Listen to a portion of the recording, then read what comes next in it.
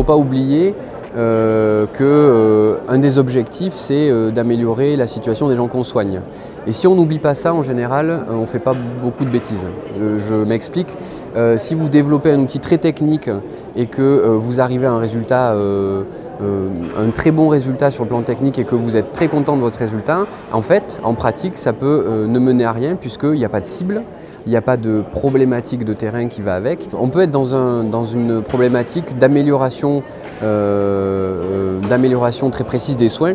Et dans ce cas-là, je pense que la présence des cliniciens est indispensable et des sociétés savantes aussi. Il faut qu'il y ait des praticiens dans les comités scientifiques, il faut que les startups se développent aussi avec des infirmiers, avec des médecins, avec des aides-soignants, que tous les corps de métier soient représentés.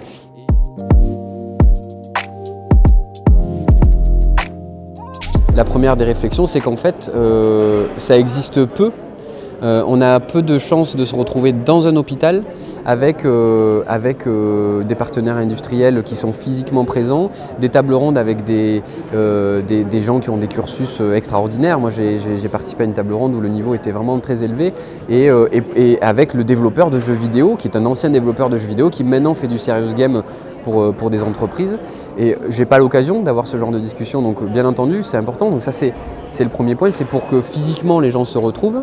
Et le deuxième point, c'est qu'en fait, si on ne se met pas d'accord sur ce genre d'événement, ça devient difficile de se retrouver en d'autres points physiques, puisque si on n'est pas dans des comités scientifiques, si on n'est pas référence sur la thématique, on n'est pas forcément sollicité. Moi, j'encourage les professionnels de la santé à venir défendre un petit peu leur métier auprès des industriels, parce que finalement, ils sont très contents d'avoir notre point de vue, notre feedback.